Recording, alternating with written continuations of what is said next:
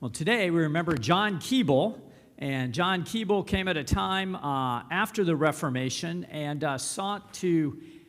lead the church back into traditions that had existed before the Reformation happened, and led to a lot of political turmoil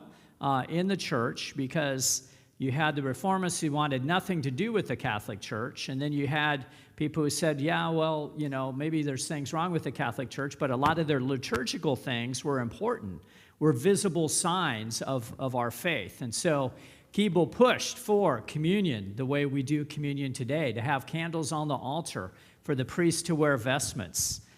He thought it was really important that the church have a yearly cycle where people were involved each week throughout the year in living out their faith. He went so far as he wrote a book of poetry, a poem for every Sunday throughout the church year that people could read, that took a verse from the Sunday gospel reading and then wrote a poem about it so people during the week could reflect on, well, what is my role in the church going to be today or this week? And so church community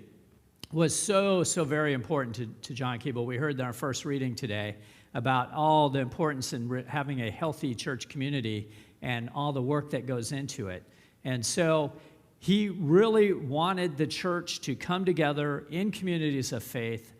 organized around the life of Christ during the church year, pretty much the way the Episcopal Church does it today, and grabbing some of those ancient roots in the church and allowing them to be expressed so that they would enrich our lives today. So, you know, the importance of Holy Week that, you know, is coming up next week, and all of those recovered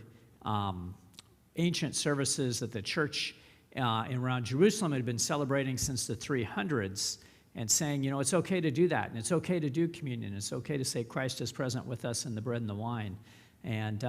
but leaving a little wiggle room so if you struggled with the notion that in the whole notion of transubstantiation, you could say, yeah, he is here, but you don't explain why or how. And so a little gray area to keep people together. So remember John Keble, the importance of the church year, and the importance of making the church a part of our life every week of our lives. Amen.